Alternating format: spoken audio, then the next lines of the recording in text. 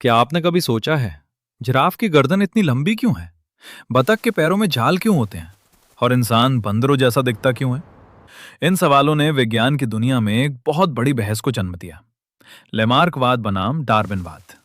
एक वैज्ञानिक ने कहा, जीव अपने अंगों का उपयोग करके खुद को बदलते हैं। दूसरे ने कहा, प्रकृति खुद चयन करती है कि कौन जीवित रहेगा। आज की इस वीडियो में हम एवोल्यूशन की दो महान थ्योरीज का डीप एनालिसिस करेंगे। साथ ही जानेंगे कि कौन सी थ्योरी सही थी, कौन सी गलत, और मॉडर्न साइंस क्या कहती है। एवोल्यूशन यानी समय के साथ जीवों में होने वाले परिवर्तन। पृथ्वी पर जीवन हमेशा एक जैसा नहीं था। करोड़ों वर्षों में छोटे छोटे बदलाव होते गए और नए स्पीशीज बनते गए। इसी परिवर्तन को समझाने के लिए अलग अलग वैज्ञानिकों ने थ्योरीज दी। इनमें सबसे प्रसिद्ध हैं लेमार्कवाद, डार्विनवाद। सबसे बात करते हैं फ्रांसीसी वैज्ञानिक जीन बैप्टिस्ट लेमार्क की। सन 1809 में लेमार्क ने इवोल्यूशन की पहली व्यवस्थित थ्योरी दी। लेमार्किज्म का मुख्य सिद्धांत एक use and disuse theory. Lamarck के अनुसार जिस अंग का ज्यादा उपयोग होगा वो अंग विकसित हो जाएगा, और जिस अंग का उपयोग नहीं होगा वो धीरे धीरे समाप्त हो जाएगा।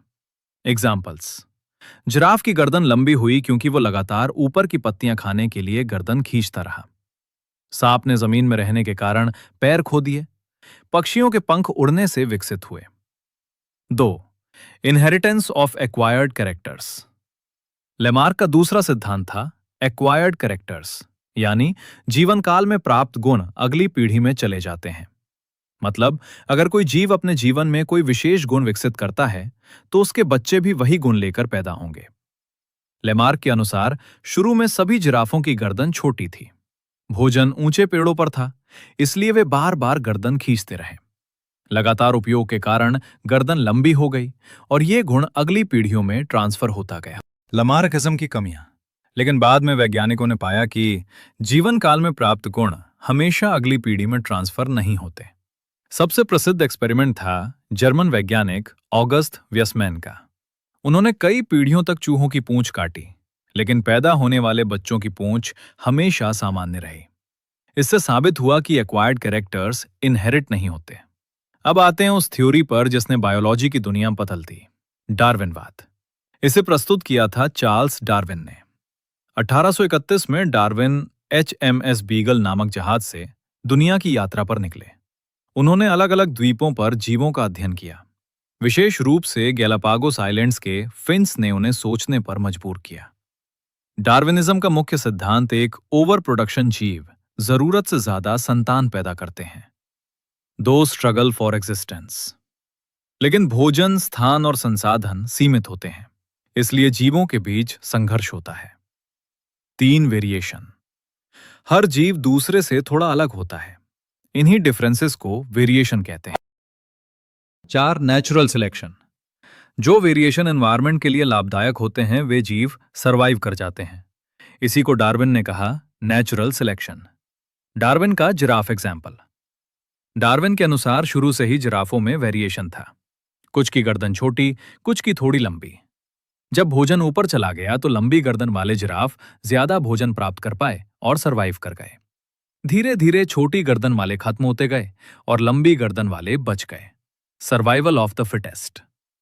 इस प्रक्रिया को कहा गया सर्वाइवल ऑफ द फिटेस्ट। ये शब्द बाद में हर्बर्ट स्पेंसर ने दिया। Lamarckism versus Darwinism comparison. आधार लेमार्कवाद, डार्विनवाद। मुख्य विचार यूज एंड डिसयूज।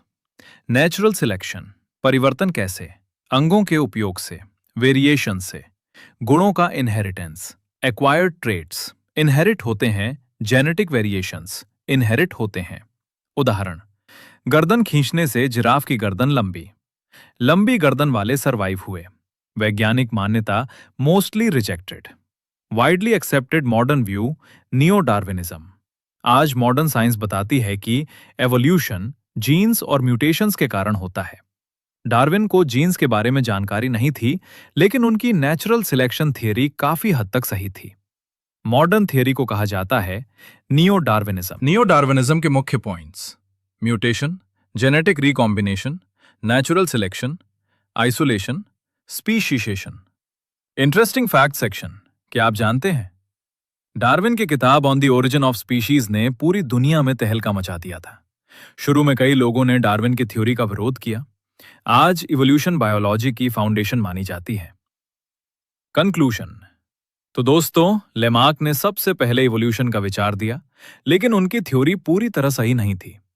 डार्विन ने नेचुरल सिलेक्शन के माध्यम से इवोल्यूशन को वैज्ञानिक आधार दिया। मॉडर्न जेनेटिक्स ने डार्विन की थ्योरी को और मजबूत बनाया। यही कारण है कि आज बायोलॉजी में डार्विनिज्म को सबसे अधिक स्वीकार किया जाता है। अगर आपको यह डीप एनालिसिस पसंद आया हो तो वीडियो को लाइक करें, शेयर करें और बायोलॉजी विद सुमित चैनल को सब्सक्राइब जरूर करें। मिलते हैं अगली वीडियो में एक और अमेजिंग बायोलॉजी टॉपिक के साथ।